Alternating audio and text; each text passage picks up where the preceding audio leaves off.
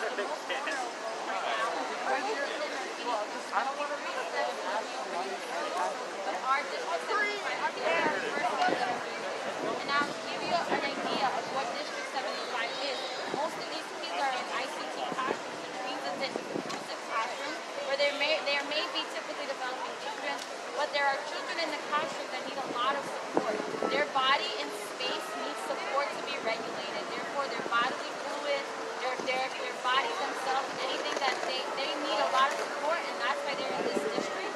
And we're using these kids as the first kids to be admitted back into school, and the ones that we know are going to be the most affected are the children that are living in poverty who may not have an alternative to school, but maybe be in school, and it's going to disproportionately affect our families again. And two things I wanted to make everyone aware of is, once these kids are coming in at school, what I think will happen is now the kids will be behind. And two very important resources that you can tell your families, your parents is, one, if they just look up Advocates for Children, they're a nonprofit that has educational lawyers available for any parent. It may be a bit of a hold when you're on the phone, but they will definitely connect you with someone who can help you, and they will know the rights for the parents. And they will give you the words and the dialogue and the questions to ask you to bring up when you're in school, when you're confronting staff, or something like that. And another thing is, so everyone, once the kids go to school and they're behind, two things can happen. Either the teacher can give the child a standardized test and see if they're behind, or they can inform the parent and say, would you like us to give a standardized test? But what I've seen the most that happens is they contact the parent and say, we've given your child a test. They are 2 standard deviations below. Do you want to enroll them in this and then go through the evaluation process, go through the IEP process? But what parents are not aware of, and what they think they're doing right, is if a professional is telling me my child is behind, I should just give them the support they need. Why is that a problem? Because most of the time they are just behind. They do not need an IEP.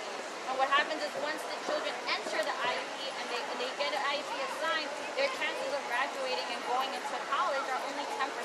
And because, one, they're bored, they're not being challenged enough, so we want to stop this from happening. But what parents are not aware of is that they have the right to RTI. So what is RTI, and why are schools not telling the parents?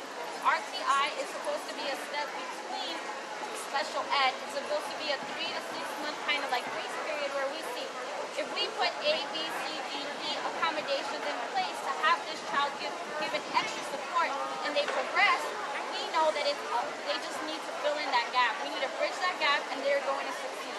But if we give them this 3 to 6 month grace period and the children are still continuously struggling, even though all these things have been put in play to support them, then we know, let's get them evaluated. They may need a speech therapist, physical therapist, all those resources. However, it costs the school a lot more money, and it costs teachers a lot more resources to put these plans into place. And honestly, it's not fair to teachers that they have to do this. So my thing is, we need to, one, think of a way to improve the health conditions for these kids to return, but also we need to start talking about RTI and how we're going to incorporate RTI in all of the schools, because all of the kids are going to need this significantly. Otherwise, what's going to happen is we're going to disproportionately put children in special ed again, because we're going to use these standardized tests that were normed on Caucasian, high socioeconomic status kids living in the Midwest. So we give it to our students of color and they bomb the test. Now we're telling parents, your child is 2 standard deviations below the mean.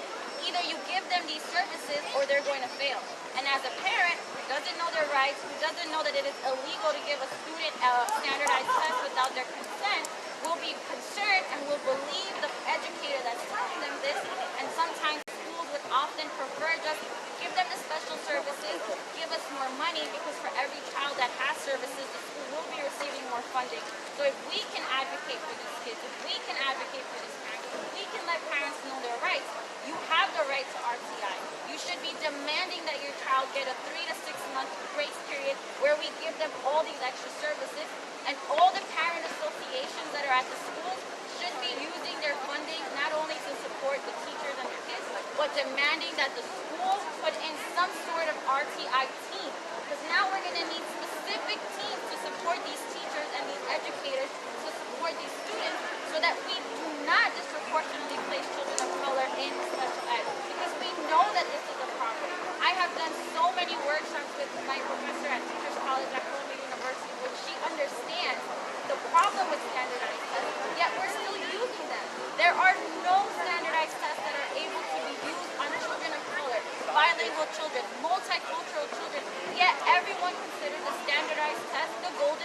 golden standard. What should the golden standard be? It should be informed clinical judgment from clinicians, from teachers, from parents. They are the ones that best know the child. They are the ones that can best figure out, is it a delay or is it a disability?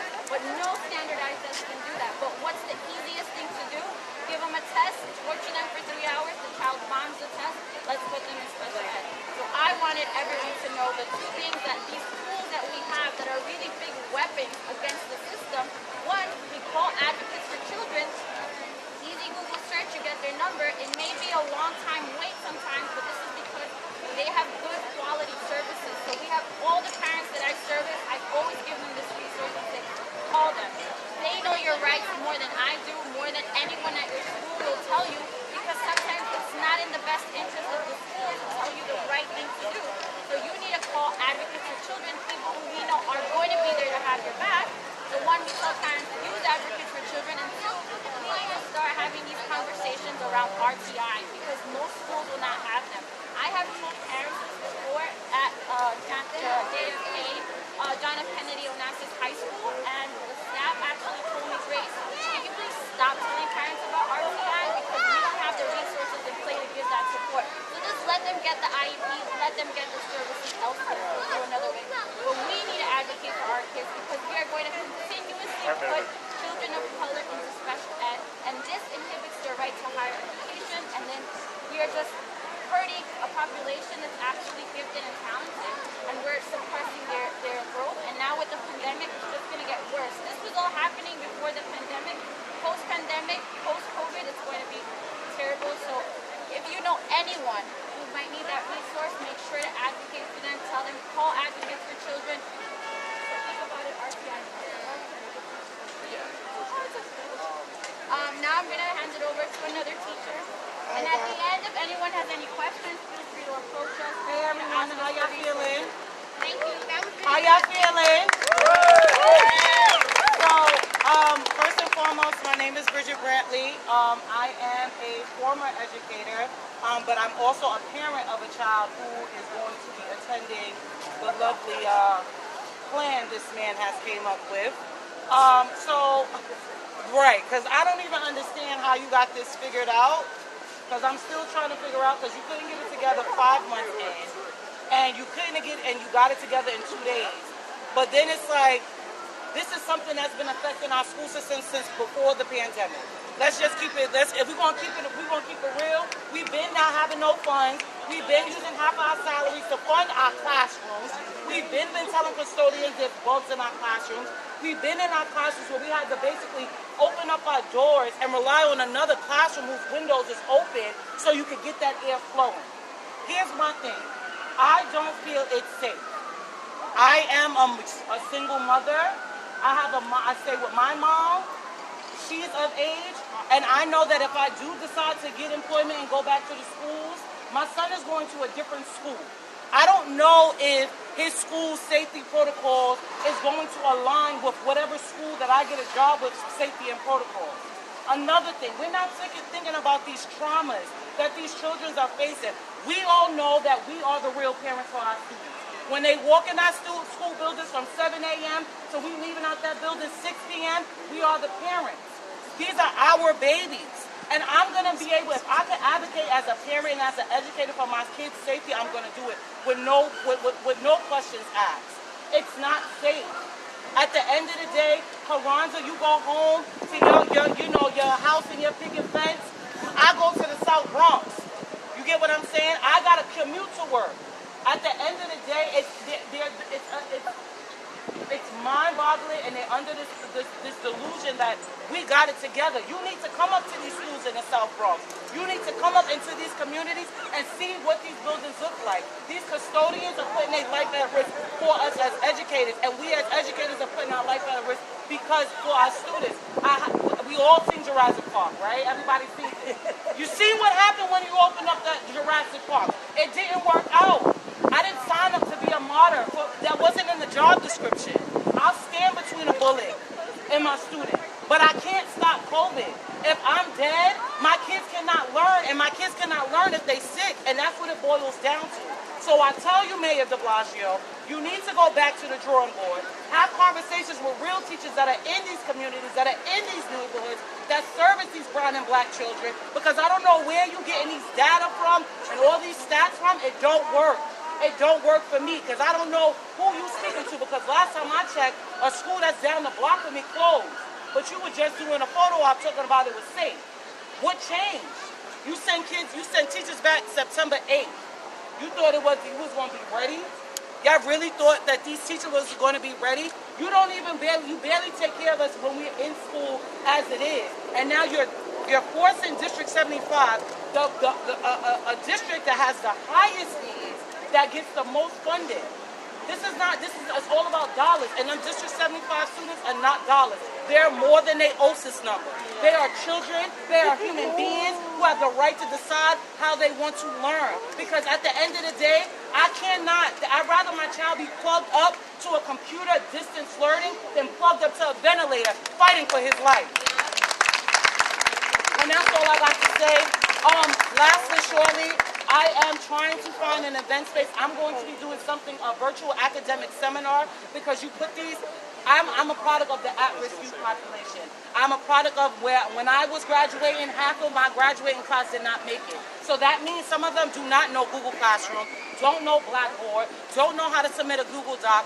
I will be hosting a virtual academic seminar for parents, so I can teach them how to navigate Google Classroom, how to email a teacher, how to go on Zoom, how to set all of these things in place, because at the end of the day, they didn't go to school to be teachers. We got the certification. So what I'm going to do is I'm going to take the certification I got and all the resources that I got, I'm going to then give it back to my community.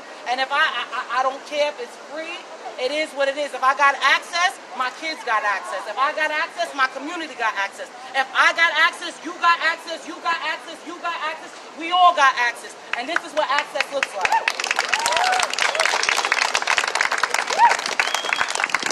Is there any other teacher, parent, educator, anyone that would like to comment? Say anything?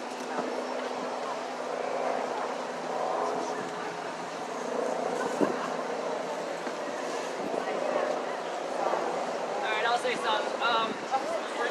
I don't know if you guys in the back can hear me, but I've been teaching all day, so I'm sorry.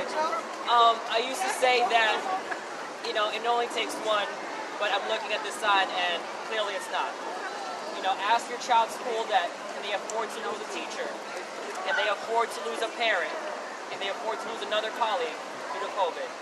If your school's ready for it, I have concerns, but if they're not, there's something that, we have to do, because this is way too many teachers on that list. And I second what she said about standing in front of a bullet to stop standing in front of a student to stop a bullet, but I don't know how I alone can stop COVID. So thank you guys for coming out, and anybody else will start to talk.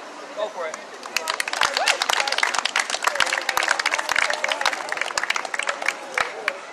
Are there any parents here? Parents? Well, I just wanted also to tell you guys one more thing. So District 75, because it has a lot of children that have IEPs, which means they have some type of delay, which requires a lot of therapies, this district, these schools usually receive a lot of funding. So for us, our question now is, where is all the funding? This was started because we realized there is a need for PPE.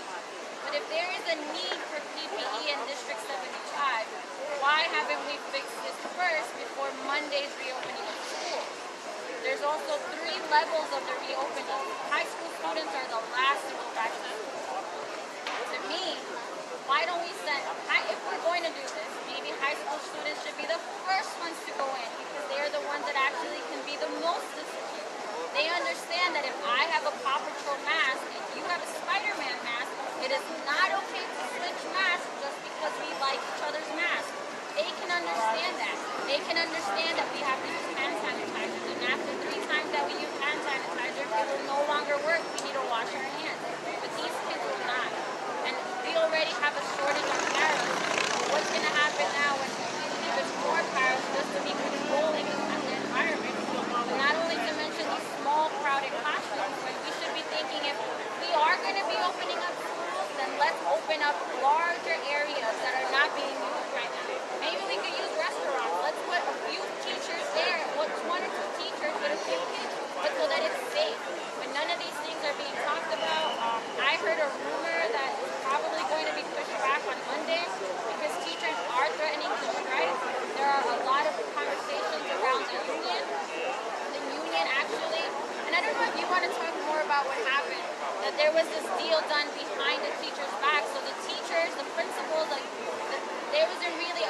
conversation where the teachers and the parents and the people that are actually going to be affected by this got to talk.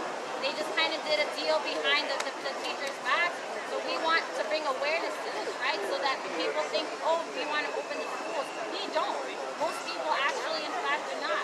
The only thing that I worry about is the kids that are in an apartment, a small apartment, 5 children plugged into the Wi-Fi with lagging service, where there's students who don't have a safe space at home. You know, school was their safe space. School was where they got their love. School was where they got a break from their reality, and now they don't have that. So to me, it's like, where are the real important conversations that if you would have had a meeting with a teacher and with parents, these things would have been brought up. But instead, you want to silence them, so now you want to make a deal behind everyone's back so that no one has the right to advocate for their families. Do you want to speak more on that? I'll say a little bit later, but I found out that we're being pushed to in-person learning when I was live session with students yesterday. That's how my kids found out, is that I was live and they heard the announcement over the intercom. Press conferences are to relay information that people already know and have been agreed upon. That's not what you do. Our union sold us out. They did a backdoor deal when we were going to call for a strike. I'm untenured. What can I do? They're trying to send me into the isolation room with kids who have COVID, and then I'm teaching in person Tuesday through Friday. 40% of my students didn't have a first day of school on the 16th because they weren't able to log in and they didn't have the information or the technology. I got a lot to say. I wrote it down because I want to get it right because we've been muted this whole summer. I am a high school teacher at a Title I school in Coney Island and a member of MORE. And if it wasn't for us, 56 plus schools wouldn't have been identified as confirmed COVID cases. These past 2 weeks, 2 schools wouldn't have been shut down for 24 hours because of spread. And some staff had to find out through social media first. And it's not to boast us, but it's to say that the city wasn't going to do anything about it. That the city was going to let students return to the buildings where COVID was spreading. And that's what they're doing at D75. There are D75 schools on that list. The fight for safe and phased reopening is a fight for the whole city. Because it's going to domino, and the Department of Education will send us back to April, and we can't afford to lose 23,000 more people in this city.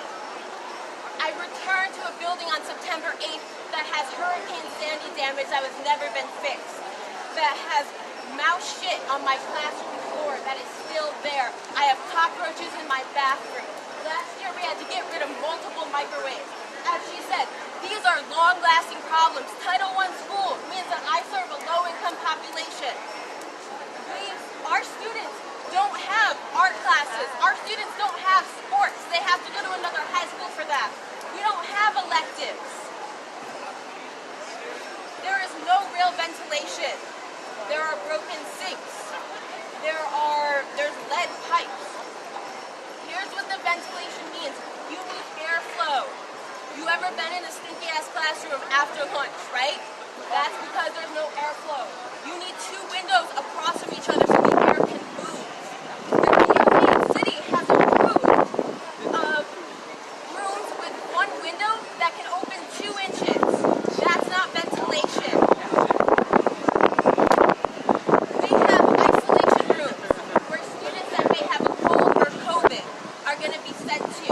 And I found out when I reported to school and got my schedule, I'm assigned to escort students who may have a cold or COVID to the isolation room and sit with them until a guardian signs them out. This room is being shared with the 2 other schools in my building who don't have to tell us about their COVID cases. They don't have to even tell us if they have to shut down for just 24 hours, which isn't a fucking enough for an airborne virus that is killing people. They don't have to let us know, but I have to go into that building, I have to go into that room, and then Tuesday through Friday, I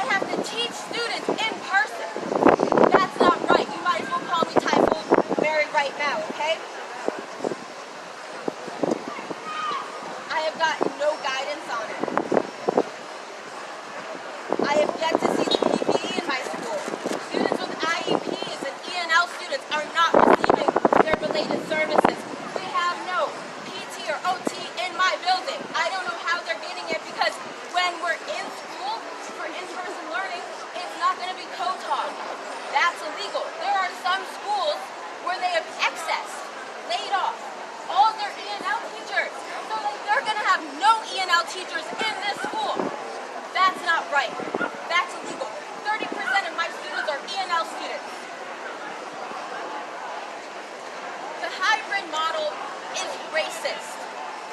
They have done nothing to plan for technology. My students are trying to figure out how to log on to Zoom with iPads from the DOE that don't connect. If they have those. I have people, families from March who never received technology, and there is no plan from the city to improve that. What about Wi-Fi and internet connections? On the 16th, Teach Hub crashed. They can't keep these sites going. They can't handle the capacity. And the thing is, I have 150 kids that are eager. I've met them for 3 days. I love my kids this year. I have never had more kids ask to be an AP. I have kids who say, I'm so sorry I wasn't able to connect. I had 91 students sign on to Zoom today, trying to hear this information. I can't do another year of having a student that says to me, I think I may have killed my father and brought home the virus. That's what we're dealing with. That's all I have to say.